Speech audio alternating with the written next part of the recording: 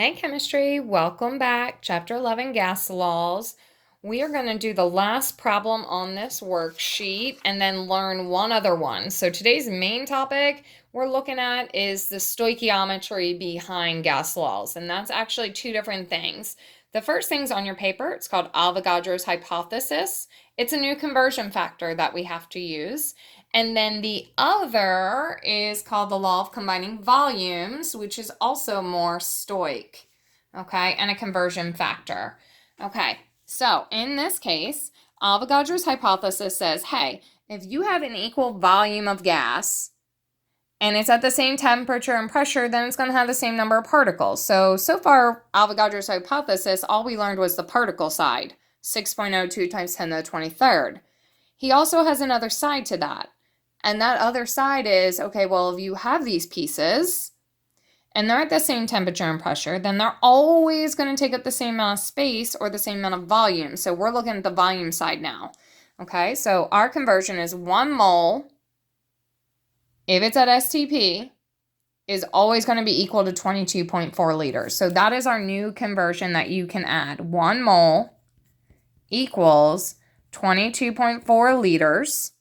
Okay, so we can go to volume, moles can go to volume, but only if it is a gas and it's at STP. Okay, if you're looking at solid carbon, you cannot use this conversion factor. It has to be gas, it has to be at STP.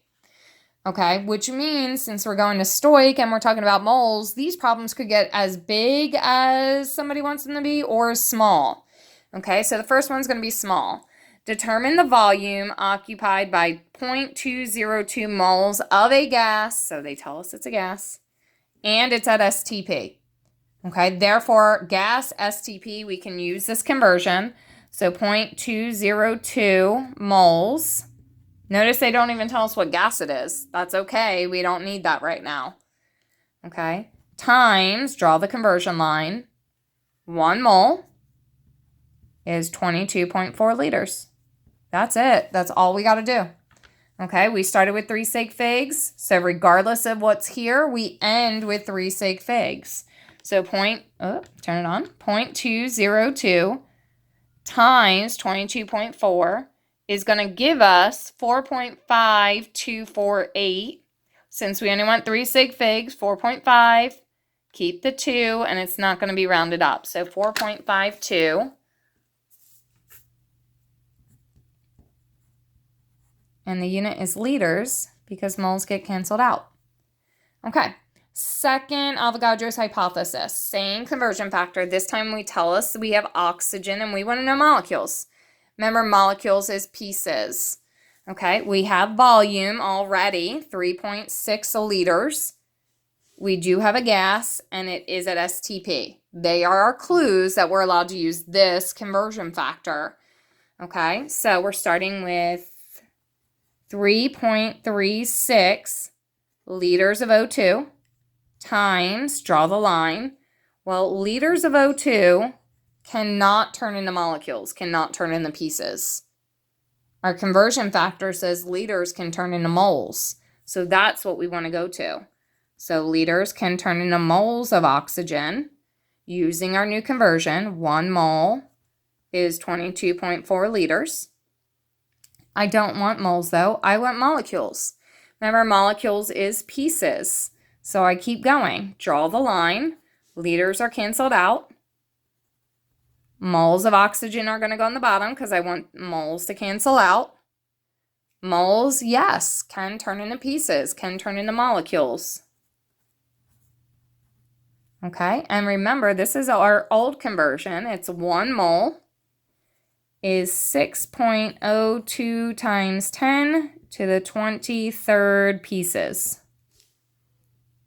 Okay, everything's canceled out. We're left with molecules, which was what we want. Okay, we started with 3 sig figs, so we need to end with 3 sig figs. So I'm going to clear this out.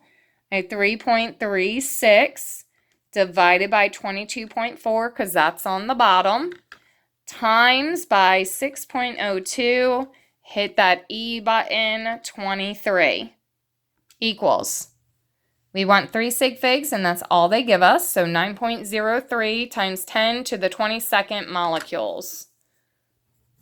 9.03 times 10 to the 22nd molecules of O2.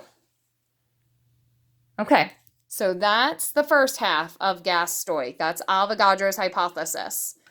All right, our second really is very similar to our mole to mole ratio that we learned, where we're going to our balanced equation and we're using the coefficients. So with the law of combining volumes, you need a balanced equation. So I have a balanced equation here.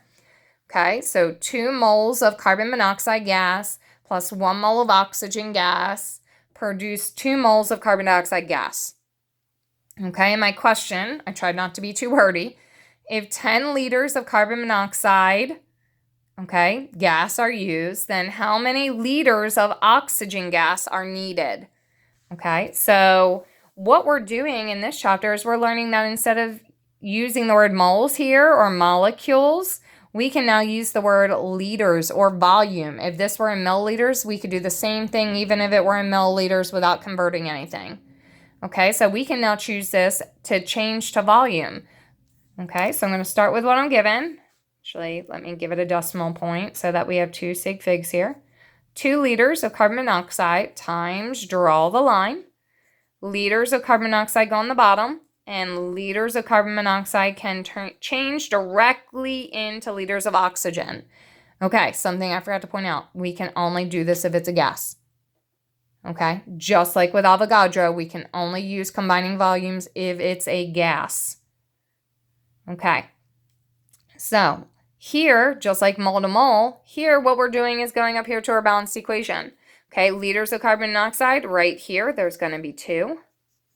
Liters of oxygen, right here, there's going to be 1, equals 10 times 1 divided by 2. My liters of carbon monoxide cancel out.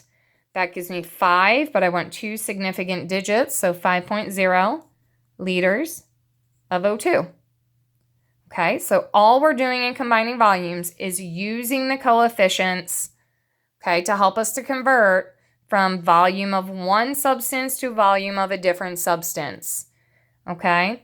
The reason we use this is because it's not at STP, okay? So since it's not at STP, we cannot use Stoich. All right, guys, hope that helped. Have a great day.